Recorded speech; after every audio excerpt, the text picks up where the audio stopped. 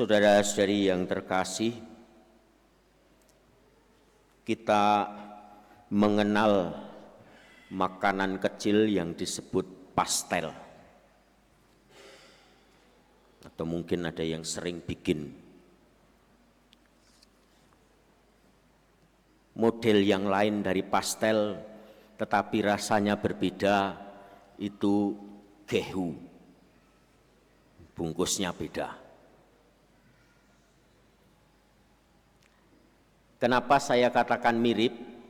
Karena setidaknya dua jenis makanan itu terdiri dari dua bagian, bagian luar dan ada bagian dalam. Bagaimana caranya memakan dua makanan itu? Bu Lisa pernah makan gehu? Kayaknya sering ini. Kalau makan gehu bagaimana? Apakah dikupas, lalu dimakan kulitnya dulu, lalu isinya baru kemudian langsung dimakan? Makanan seperti itu ya memang untuk langsung dimakan, bukan untuk dimakan sebagian-sebagian, kulitnya dulu lalu baru isinya, tidak dipisahkan. Nah, kadang-kadang ada orang aneh, ya, kulitnya dipisah, isinya mungkin karena tidak mau kulitnya, ya. Tapi sebetulnya makanan itu dibikin seperti itu karena supaya dinikmati bersama-sama, ya, antara kulitnya dengan isinya. Hari ini kita mendengar pastelnya Injil Markus. Aneh, pastel dari mana, ya? Jadi Markus hari ini memberikan sebuah cerita berlapis, ya, atau kalau mau tidak disebut pastel, kue lapisnya Injil Markus. Kenapa disebut cerita berlapis? Karena ada satu cerita seolah-olah cerita utama, di tengah-tengah disisipkan cerita lain. Jadi seperti berlapis. Jadi kita mendengar kisah pada bagian awal adalah Yairus, kepala ibadat itu datang untuk meminta pertolongan kepada Yesus, dan dalam kaitan dengan itu Yesus mau pergi ke rumah Yairus, tetapi di tengah-tengah perjalanan disisipkanlah cerita tentang wanita yang menderita pendarahan 12 tahun. Markus menyisipkan ini dan menyusun ini sebagai pastel. Tentu ada alasannya. Ya, kalau enggak ya sudah dipisah saja. Kenapa tidak dijadikan sebagai cerita yang terpisah? Karena cerita-cerita lain kan terpisah. Tetapi tidak. Markus menyusun cerita, satu cerita di dalam cerita yang lain. Pasti ada maksudnya. Sekurang-kurangnya kita bisa menebak. Ada pesan yang kurang lebih sama yang ingin disampaikan melalui dua kisah penyembuhan yang dijadikan satu ini. Dan kita bisa melihat tanda-tanda kesamaan itu melalui petunjuk-petunjuk yang muncul di dalam teks. Sekurang-kurangnya ada dua petunjuk yang saya lihat muncul di dalam teks yang mau membangun gambaran bahwa dua kisah ini kurang lebih kisah yang mirip. Petunjuk yang pertama yaitu kedua teks itu disebut sebagai menyebutkan angka 12. Perempuan itu mengalami sakit pendarahan 12 tahun. Yairus datang untuk kesembuhan anak perempuannya yang berusia 12 tahun. Lalu tanda atau petunjuk yang kedua yang ditampilkan di dalam teks itu adalah sikap yang ditunjukkan oleh Yairus maupun oleh perempuan yang sakit pendarahan. Dikatakan tadi pada bagian awal, ketika melihat Yesus, sujudlah Yairus di depan kakinya. Dan kita mendengar apa yang dilakukan oleh perempuan setelah dia sembuh, dan lalu Yesus mencari tahu siapa yang menyentuhnya. Perempuan itu menjadi takut dan gemetar ketika ia mengetahui apa yang telah terjadi. Ia pun tampil dan sujud di depan Yesus. Kata sujud sama-sama dihadirkan. Itu sekedar petunjuk saja. Artinya apa yang tertulis di dalam teks, tetapi pasti ada hal yang lebih besar yang ingin ditunjukkan melalui dua kemiripan itu. Apa itu? Mari kita mendalaminya. Yang pertama, Yairus adalah seorang kepala rumah ibadat. Artinya apa? Ia seorang Yahudi tulen. Ia sangat memahami tentang tradisi Yahudi. Tetapi sebagai kepala rumah ibadat, kemungkinan besar Yairus mengalami tekanan dari kelompok, terutama kelompok orang Farisi dan ahli Taurat, di mana dua kelompok ini selalu berada dalam posisi berseberangan dengan Yesus, selalu mencari-cari kesalahan Yesus, karena mereka adalah kelompok-kelompok yang posisi nyamannya itu terancam oleh berbagai ajaran yang disampaikan oleh Yesus. Dan mungkin Yairus juga termasuk yang mengalami posisi nyamannya itu terancam. Di satu sisi ia berada dalam posisi itu. Tetapi di sisi lain, Yairus punya kerinduan yang besar supaya anaknya yang sakit itu bisa sembuh. Dan ia mendengar bagaimana begitu banyak orang sudah disembuhkan oleh Yesus. Pertanyaannya adalah, apakah dia akan datang kepada Yesus? Resiko yang akan ditanggung besar. Sebagai kepala rumah ibadat, nama baiknya bisa runtuh. Dia akan dicela oleh orang-orang Farisi dan ahli Taurat. Ada dalam situasi yang sulit. Begitu juga perempuan yang menderita sakit pendarahan ini. Ia berada di dalam situasi sulit. Kenapa?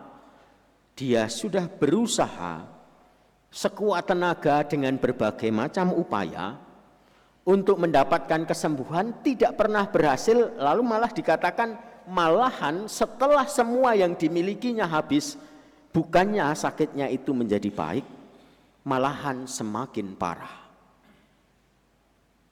Ia mau datang kepada Yesus, tetapi kepadanya terancam hukuman atau aturan Yahudi yang mengatakan seorang yang sakit seperti itu ketika dia bergaul dengan orang lain, dia akan menajiskan orang lain. Bahkan orang yang seperti itu dilarang untuk datang ke ibadat Yahudi. Tidak boleh, karena itu akan mencemarkan ibadat itu. Dia mau berdoa di dalam tempat ibadat, berdoa bersama yang lain, tidak bisa. Karena apa? Dia tidak dimungkinkan untuk datang ke sana. Orang-orang akan mengusirnya.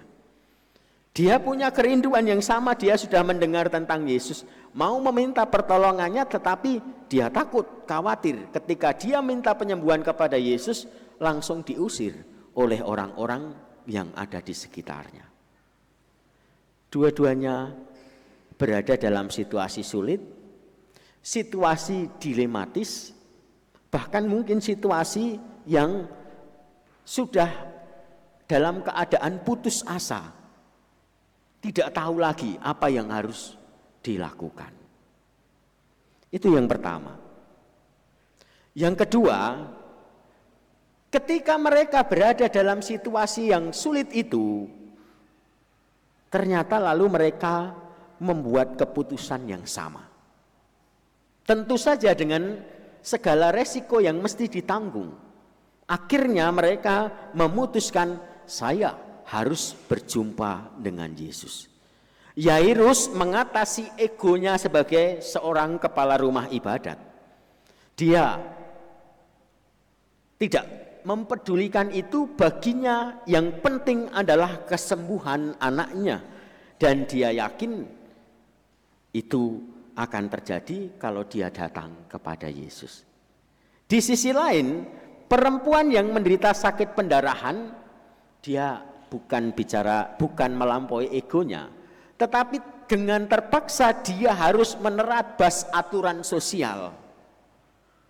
Dia tidak peduli dengan itu, lalu yang penting saya sembuh.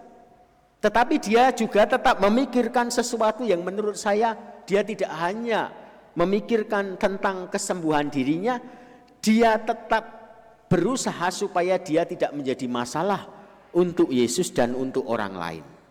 Apa itu? Dia menyentuh Yesus dengan diam-diam, dengan mengatakan, seandainya aku sentuh saja jubahnya, aku pasti sembuh. Karena sekali lagi kalau dia datang meminta kesembuhan kepada Yesus, mungkin dia langsung diusir oleh orang-orang lain. Bagi Yesus mungkin tidak akan menjadi masalah. Perempuan itu mungkin tahu juga kalau dia datang kepada Yesus tidak akan ditolak. Tetapi yang dia pikirkan adalah orang-orang di sekitar Yesus. Mereka akhirnya dengan resiko yang harus ditanggung tetap datang kepada Yesus. Yang ketiga, dua tokoh ini di dalam proses mereka untuk meyakini iman mereka, ketika mereka datang kepada Yesus dengan keyakinan, di tengah-tengah itu mereka berhadapan dengan yang namanya godaan untuk melepaskan iman itu. Dan ini adalah cara kerja iblis, cara kerja roh jahat. Di saat kita bersungguh-sungguh untuk bertekun di dalam iman, di dalam keyakinan, roh jahat itu masuk untuk membuyarkan iman atau keyakinan kita. Lihat apa yang dialami oleh Yairus. Dia datang kepada Yesus, sudah ditanggapi oleh Yesus. Yesus sudah mau datang ke rumahnya, tiba-tiba datang berita dari rumah, anakmu sudah mati. Untuk apa kamu menyusahkan guru jauh-jauh datang? Di sana kita bisa membayangkan dinamika batin Yairus. Jadi saya sudah mempertaruhkan status saya sebagai kepala rumah ibadat, melampaui itu, saya tidak peduli lagi, sekarang seakan sia-sia. Lalu apa gunanya saya datang ke sini? Mungkin pertanyaan itu muncul di dalam diri Yairus. Jadi saya datang juga terlambat mungkin. Perempuan itu sama. Ketika dia sudah mendapatkan kesembuhan, lalu dia merasa itu sudah aman. Ternyata tidak. Yesus tahu bahwa ada seseorang yang menyentuhnya meskipun dia secara sembunyi-sembunyi. Maka dikatakan tadi, perempuan itu menjadi takut dan gemetar. Takut dan gemetar. Jadi di tengah-tengah proses dia beriman, dia berhadapan dengan sebuah cobaan, godaan. Lalu dia kembali bertanya, betulkah yang sudah saya lakukan ini? Yang berikutnya, tanggapan Yesus terhadap dua orang ini. Meskipun dua orang ini berada dalam situasi seperti itu, ternyata Yesus memahami betul bagaimana keadaan dua orang ini. Maka kata-kata Yesus itu sangat menenangkan bagi dua orang ini. Jangan takut, percaya saja. Yesus tidak ngomong banyak, hanya itu untuk menenangkan Yairus. Jangan takut, kamu percaya saja, tetap percaya saja. Kamu sudah datang ke sini dengan imanmu, tetap percaya. Perempuan itu pun ditenangkan oleh Yesus dengan tidak dihakimi. Yesus justru mengatakan, anakku, imanmu sudah menyembuhkan, pergilah dengan damai dan tetaplah sembuh. Saudara-saudari yang terkasih, dari kisah ini kita belajar sesuatu. Di tengah proses beriman yang dialami oleh dua orang ini, sebetulnya ada ketidaksempurnaan di dalam iman mereka. Kalau kita melihat proses yang terjadi di dalam diri Yairus, mungkin di satu sisi Yairus itu datang kepada Yesus pada akhirnya ya karena dalam keadaan sudah tidak tahu lagi mau berbuat apa untuk anaknya. Artinya keadaan di mana itu seolah-olah memaksa dia. Sudah tidak tahu lagi mau seperti apa. Jadi iman, keyakinan muncul karena berada di dalam situasi mentok. Itu sebetulnya iman yang kurang sempurna. Iman yang muncul karena keadaan terpaksa. Perempuan itu sama. Dia bukan beriman dengan sempurna. Ia datang kepada Yesus juga karena sudah berupaya banyak hal dan tidak menemukan hasil apapun. Bahkan praktek imannya itu seolah-olah praktek tahayul. Jadi ada kesan sedikit tahayul. Kalau ku sentuh jubahnya saja, aku akan sembuh. Dua orang ini menampakkan iman yang tidak sempurna. Tetapi yang paling utama adalah iman mereka yang tidak sempurna itu tetap diperhatikan oleh Yesus ketika keduanya pada akhirnya berproses dan menunjukkan ketulusan hati untuk datang kepada Yesus. Dan itu ditunjukkan melalui teks, mereka sujud di hadapan Tuhan. Itu yang juga menjadi undangan bagi kita. Di dalam pergulatan hidup kita, dengan berbagai macam persoalan yang kita alami, kita kadang-kadang mungkin bisa saja mengalami ketidaksempurnaan di dalam beriman. Kita beriman, tetapi di sisi lain kita mungkin juga merasa bahwa kita belum beriman secara penuh. Melalui bacaan hari ini kita diteguhkan, itu adalah proses yang bisa terjadi dalam diri siapapun. Ketidaksempurnaan itu tidak akan dilihat oleh Yesus. Yang paling utama adalah kita mau datang dengan tulus. Kita mau datang pada akhirnya ketika kita datang mulai membangun sikap terbuka, sujud di hadapan Tuhan. Meskipun tadinya motivasi awalnya itu datang dengan terpaksa. Begitu berjumpa dengan Yesus, melihat kerahiman Yesus yang begitu luar biasa, yang menenangkan, saya datang tidak lagi memperhitungkan apa yang mendorong saya ke sini. Saya semata-mata datang kepada Tuhan.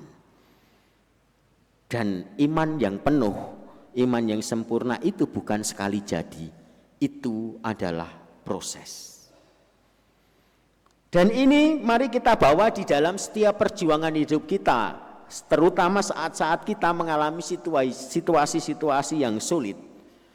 Mungkin situasi yang sulit itu seperti yang dialami oleh tokoh-tokoh yang kita dihadirkan di dalam bacaan Injil. Situasi sulit itu mungkin adalah sakit yang tak tersembuhkan, yang bagi kita kadang-kadang juga menimbulkan situasi yang tidak ada harapan lagi. Bahkan kita merasa putus asa. Kita itu kadang-kadang memisahkan antara hidup doa kita dengan usaha manusiawi yang bisa kita lakukan.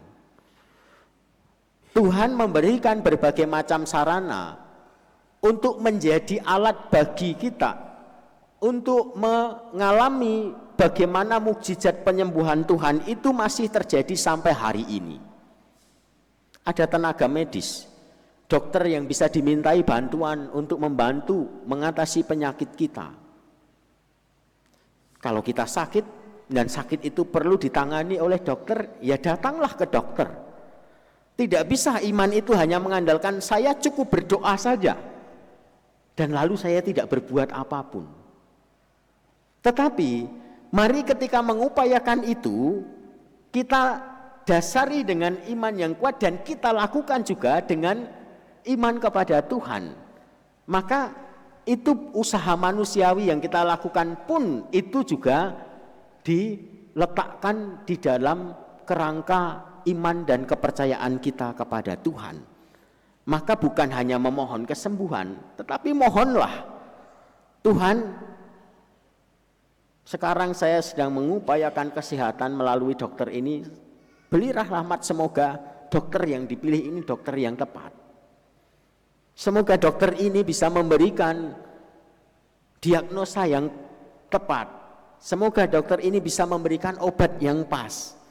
Nah, kadang-kadang kan kita memisahkan, Tuhan saya mohon kesembuhan, tetapi usaha secara manusiawi melalui bantuan entah dokter, entah psikolog, entah yang lain-lainnya, ya kita lakukan secara terpisah, bukan dalam keterkaitan dengan iman kita. Dua tokoh hari ini mengundang kita untuk menyatukan itu, tidak menjadikannya sebagai hal yang terpisah. Iman bukan kita tinggalkan di rumah ibadat, bukan kita tinggalkan di dalam saat di mana kita berdoa, meluangkan waktu khusus dengan doa, tetapi iman itu juga yang mesti mendasari setiap hal yang kita lakukan di dalam usaha-usaha manusiawi kita. Bantuan-bantuan yang kita mohonkan melalui orang-orang yang dihadirkan, tenaga-tenaga yang membantu di dalam mengatasi persoalan-persoalan manusia, entah penyakit, entah psikis, ataupun secara rohani, semuanya itu menjadi sarana, dan itu hanya akan bisa menjadi sarana kehadiran mukjizat Tuhan kalau kita menyadari kita datang bukan sekedar kepada sarana itu, tetapi kita datang kepada Tuhan dan membiarkan Tuhan menggunakan orang-orang ini untuk menghadirkan mukjizat kesembuhannya. Mari kita hening sejenak.